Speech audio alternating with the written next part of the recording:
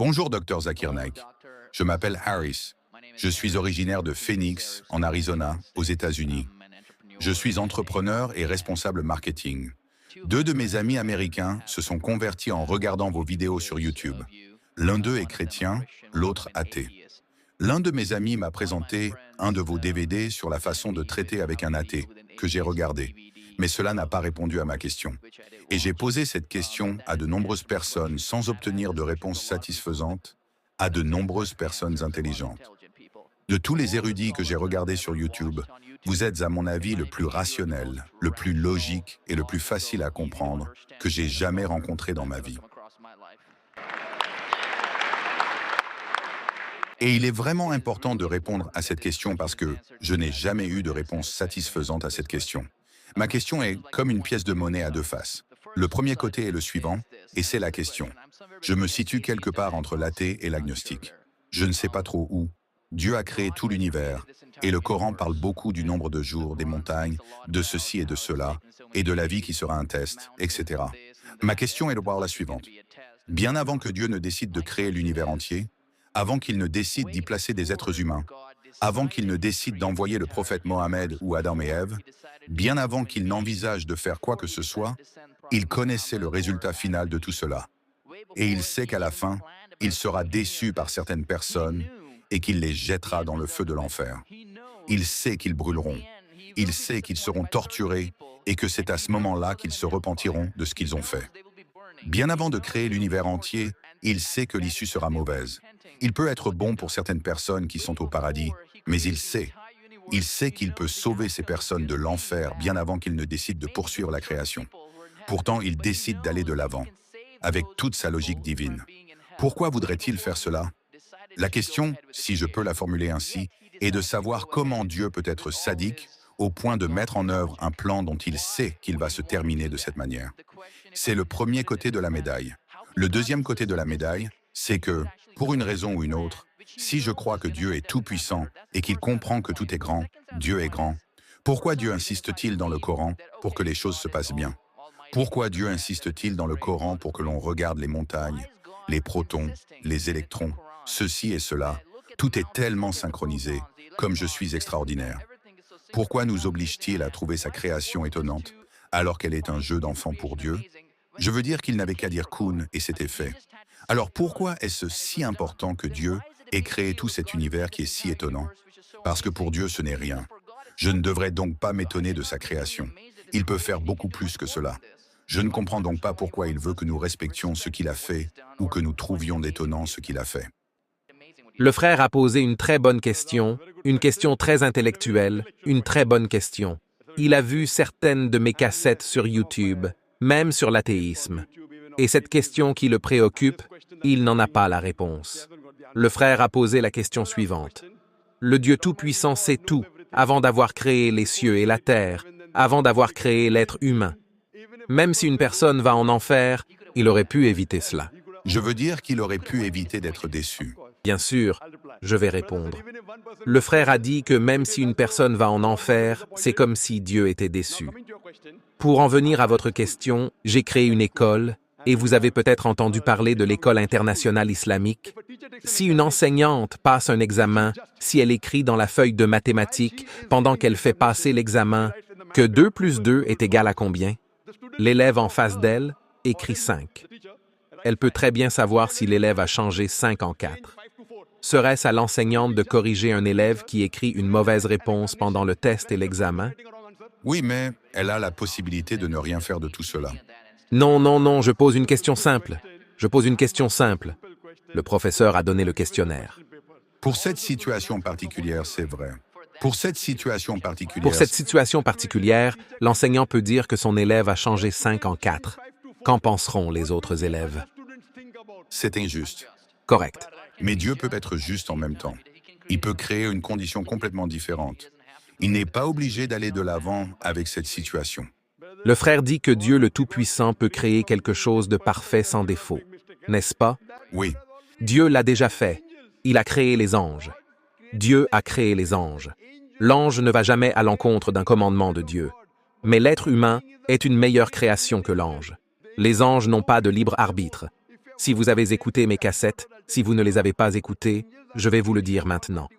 Les anges sont une création de Dieu Tout-Puissant, mais ce n'est pas la meilleure création. Dieu Tout-Puissant a créé les êtres humains. L'être humain a le libre arbitre d'aller contre Dieu ou de le suivre. Si vous avez choisi d'être un être humain, si vous désobéissez au commandement, vous irez en enfer. Si vous obéissez au commandement, vous êtes supérieur à l'ange. Parce que l'ange n'a pas de libre arbitre, il suit Dieu. Ça n'a rien de grand. Les êtres humains sont la meilleure création de Dieu Tout-Puissant. Dieu Tout-Puissant a donné un libre arbitre. C'est une question différente que Dieu Tout-Puissant connaît parce qu'il connaît l'avenir, qu'il est au-dessus de tout. Il a donc créé un être doté d'un libre arbitre. La faute est celle de l'être humain, pas celle de Dieu. Non, mais Dieu nous a créés avec ce défaut, et il sait qu'il peut l'éviter. Ce n'est pas un défaut, mon frère, c'est le libre arbitre. Pourquoi nous a-t-il donné le libre arbitre alors qu'il sait qu'il finira par mettre tant de gens en enfer? Pourquoi fait-il quelque chose d'eux? C'est une création différente. Par exemple, voudriez-vous créer quelque chose qui puisse penser par lui-même, ou voudriez-vous... Pourquoi quelqu'un de si compatissant peut-il aussi... C'est ce que je te dis.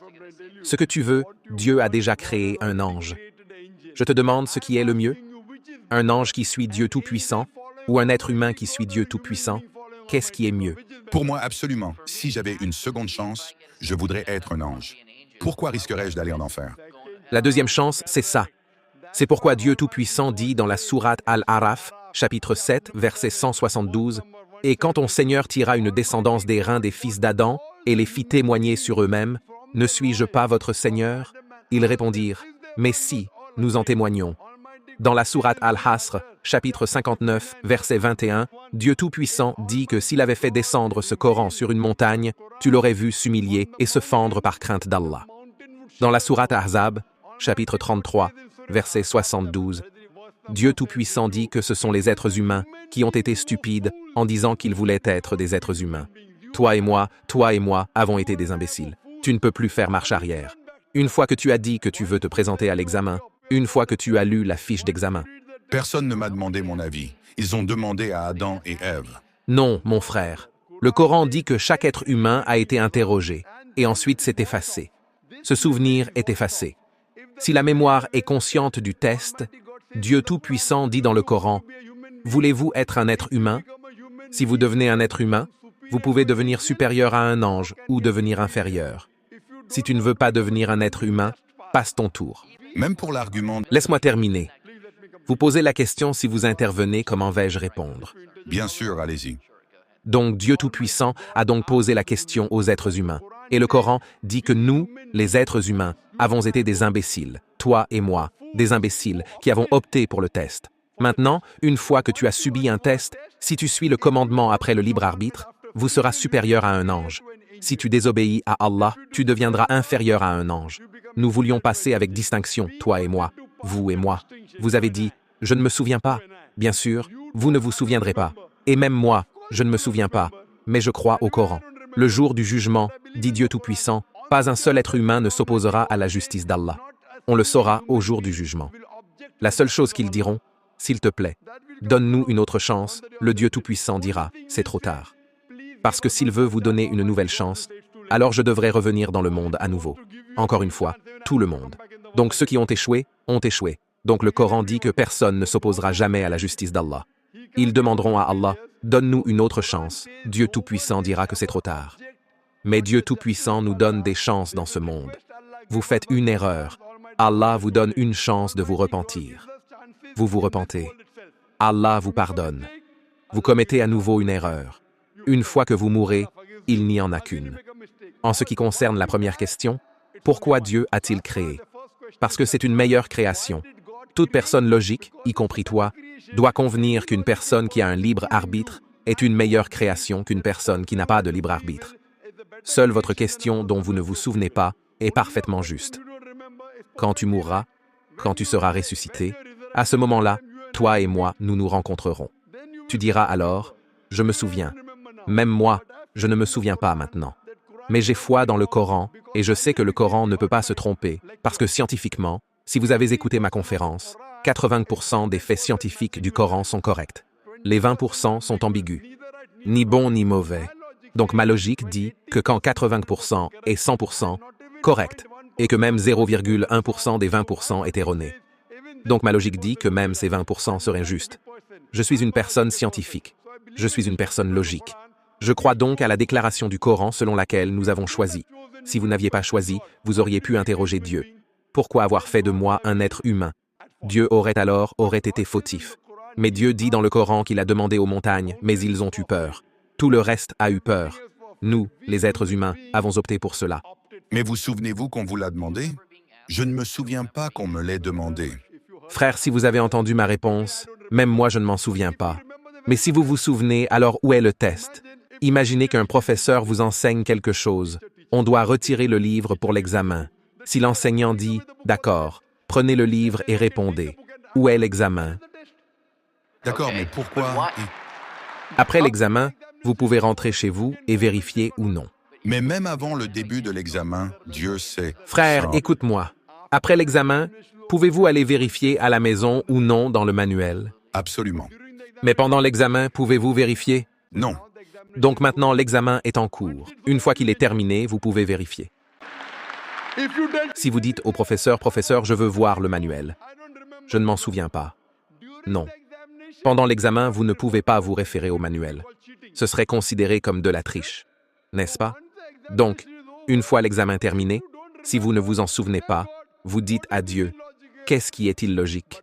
Mais le Coran dit que pas un seul être humain ne s'opposera à la justice d'Allah. Laissons le récit se terminer.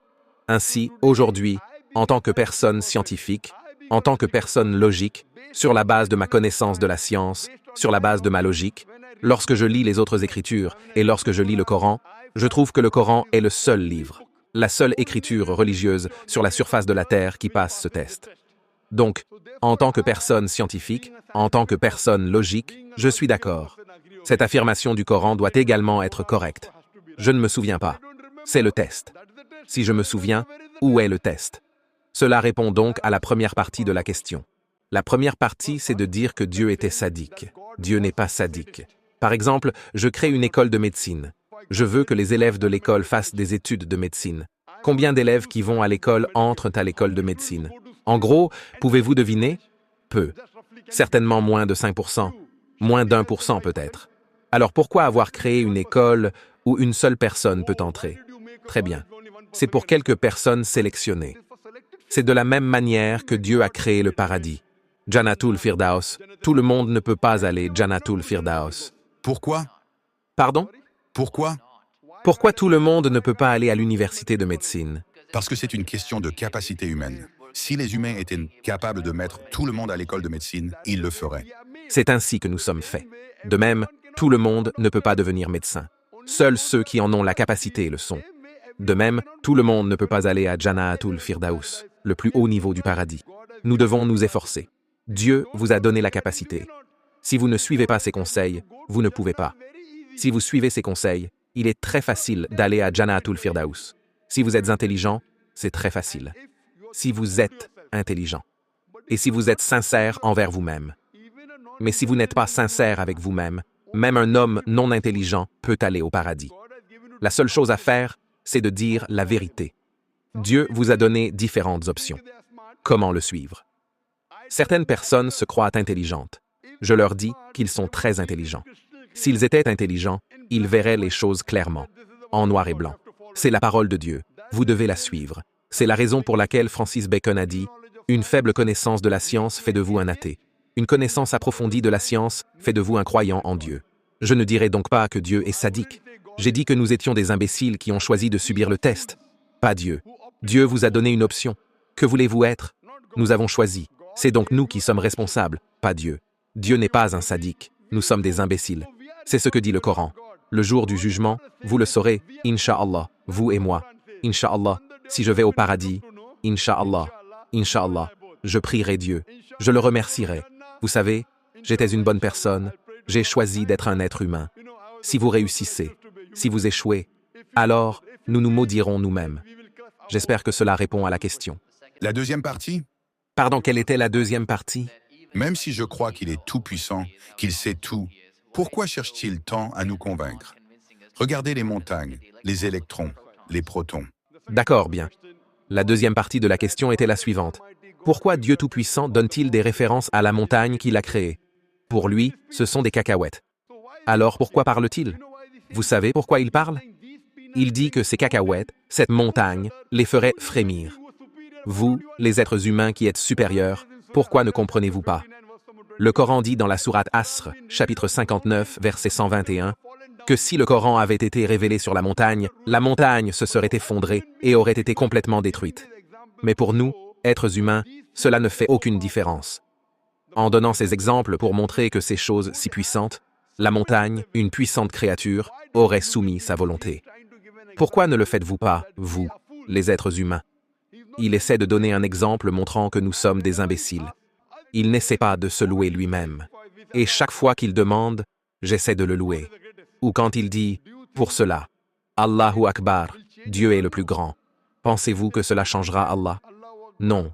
Que vous disiez 1000 fois Allahu Akbar ou 1 million de fois, il ne peut pas devenir plus grand. Il est déjà le plus grand. La raison pour laquelle nous disons ces choses est que notre mentalité humaine, notre nature humaine, nous pousse à suivre les gens qui sont célèbres. Nous suivons les personnes que nous louons. Par exemple, votre mère a une crise cardiaque. Un inconnu dans la rue vous donne le traitement. Et vous avez entendu dire que le meilleur cardiologue du monde est le docteur X. Maintenant, allez-vous suivre les conseils du docteur X ou ceux de la personne dans la rue que vous ne connaissez pas? Le docteur X. Pourquoi? Parce que le docteur X est célèbre. Les gens le connaissent. Il est le meilleur au monde. C'est pourquoi, dans notre salat, dans notre vie, nous disons Allahu Akbar, Allah est le plus grand, Allah est le plus sage, Allah est le plus intelligent. Pourquoi? Si nous disons cela, ça ne profite pas à Allah, cela nous profite à nous. Si nous le louons, nous le suivons. Si nous le suivons, nous irons au paradis. Pour Allah, cela ne fait aucune différence. C'est pourquoi Allah dit, ne croirez-vous donc pas? Ne comprendrez-vous donc pas? Cela signifie que le Coran est révélé aux gens pour qu'ils le comprennent. Il ne donne donc pas cet exemple pour se faire valoir. Il est toujours le plus grand. Que vous disiez 1 million de fois, Allah est le plus grand. Cela ne changera rien pour Allah. Il vous le dit. Allah dit dans le Coran, Allah n'a pas besoin de vous. C'est vous qui l'exigez. Quand on le loue, c'est la psychologie humaine qui veut que la personne que l'on loue, la personne dont on parle en bien, on a tendance à suivre son conseil. En suivant ses conseils, vous en tirerez profit. Cela ne lui profitera pas. Il est toujours le plus grand. Il est toujours le plus miséricordieux. Il s'agit donc de règles et de règlements établis. Il est notre créateur. Il connaît notre état d'esprit. Vous étudiez la science, n'est-ce pas? Je suis aussi un étudiant en sciences. Dès que j'ai appris qu'Allah a mentionné ces faits scientifiques que nous connaissons aujourd'hui, il y a 50 ans, cela renforce ma foi en Allah. Il y a 50 ans, cela a renforcé ma foi en Allah. Allah dit dans la sourate Fussilat, chapitre 41, verset 53,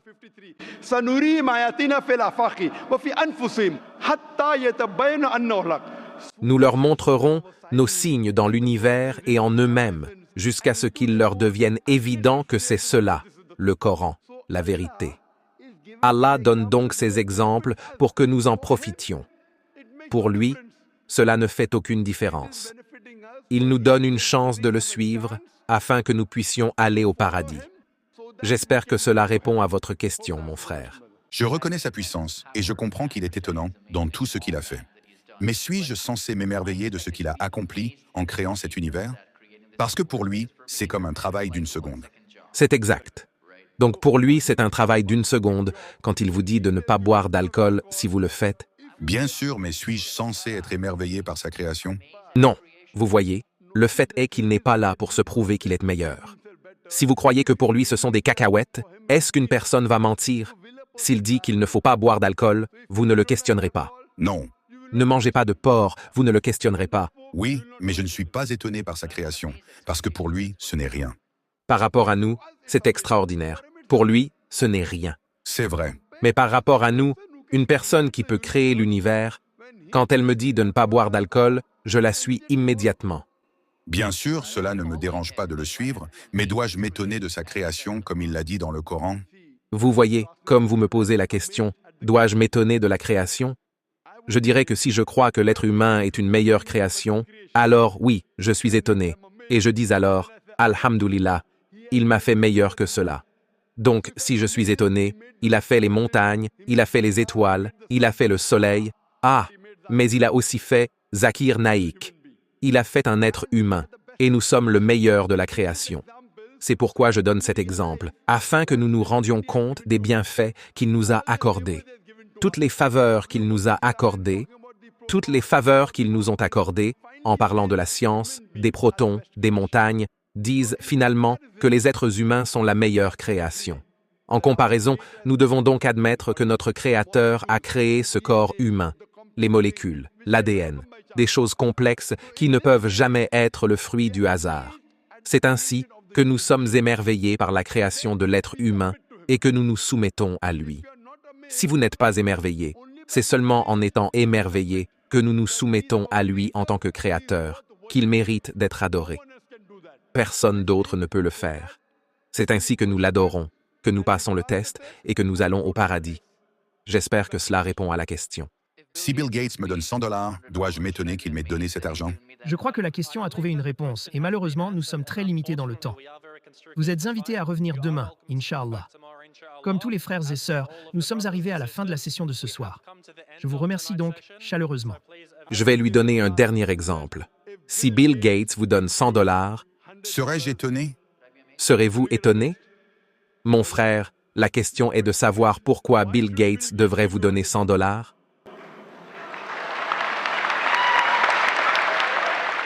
Si vous me dites qu'un Tom Dick ou Harry vous donne 100 $, il n'y a pas de quoi être étonné. Bill Gates m'a donné 100 $. C'est quelque chose qu'il vous a donné. Pourquoi vous l'a-t-il donné? Pourquoi pas quelqu'un d'autre? Pourquoi? La question est de savoir pourquoi il vous les a donnés. Si un Tom Dick ou Harry vous donne, si un homme dans la rue vous donne 100 $, Bill Gates. J'ai compris, oui, j'ai compris. J'ai compris. Alors maintenant, vous êtes convaincu? Oui?